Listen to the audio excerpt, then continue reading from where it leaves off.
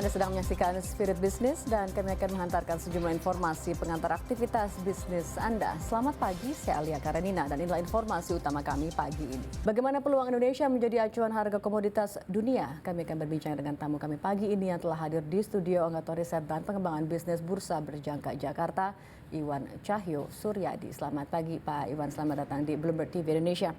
Pak Iwan, jika Bapepti menargetkan untuk Indonesia menjadi acuan untuk emas untuk tahun ini, apakah Bapak melihat itu realistis?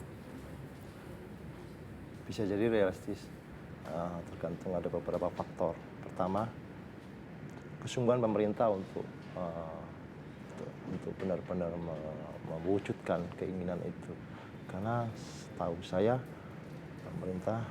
kebijakan pemerintah melalui departemen-departemen terkait, mereka saling tersandra. Jadi secara kurang komprehensif menurut saya. Tersandra bagaimana itu menurut Bapak? Mungkin bisa lebih dijelaskan. Ya,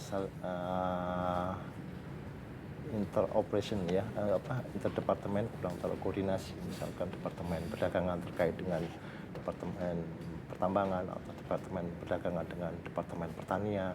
Misalkan untuk produk-produk komoditas tertentu, mereka harus semestinya mereka berkorelasi atau bekerjasama penuh untuk mewujudkan impian atau tujuan sebagai price reference. Jadi untuk komoditas apapun sepertinya akan sulit jika Bapak melihatnya bahwa jika memang masih belum ada koordinasi atau sinergi antara kedua dari kementerian-kementerian itu untuk komoditas apapun. Berarti Indonesia masih akan jauh untuk menjadi acuan untuk harga komoditas global jika dilihatnya tidak ada perbaikan di sana. Bisa dekat, dibutuhkan goodwill yang tinggi dari pemerintah.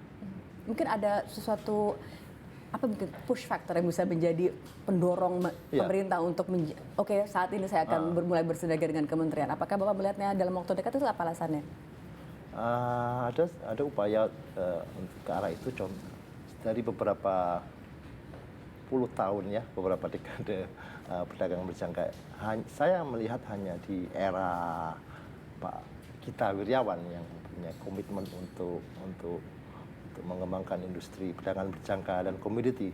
Saya pikir untuk generasi selanjutnya, Pak Lutfi itu juga bisa jadi mereka akan meneruskan langkah-langkah dari Pak Gita Wirjawan. Jadi masih ada harapan untuk Indonesia menjadi acuan harga komoditas.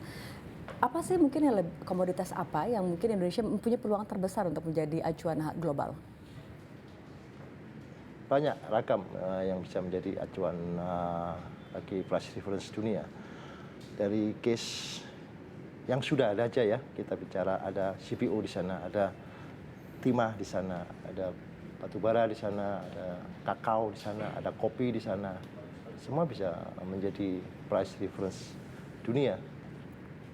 Apakah mungkin jika Bapak melihatnya bahwa mungkin tadi kendala terbesar tidak ada sinergi antara kementerian di pemerintah Indonesia, apakah mereka tidak melihatnya sebagai Indonesia seharusnya sebagai produsen itu bisa menentukan harga sesuai keinginan kita dan tidak diatur oleh negara konsumen? Apakah memang itu yang diharapkan? Apakah mereka tidak menyadari itu? Mereka menyadari atau tidak saya kurang tahu, tapi yang jelas jika menginginkan harga lebih baik, harga menjadi acuan harga dunia, maka sebaiknya kita menjadi bursa produsen. Jadi di mana dengan adanya bursa produsen kita bisa menentukan harga. Beda dengan sekarang kita punya bursa tapi kenyataannya fakta menyebutkan bahwa kita konsumen. Harga tetap ada di mereka yang semestinya konsumen tapi mempunyai bursa produsen. Ya, baik Pak Iwan, terima kasih atas kehadiran di studio Blue. Usai sudah kebersamaan kita dalam Spirit Business, kali ini kami akan kembali menjumpai Anda dalam Spirit Business berikutnya pukul 8 waktu Indonesia Barat. Saya Alia Karenina, sampai jumpa.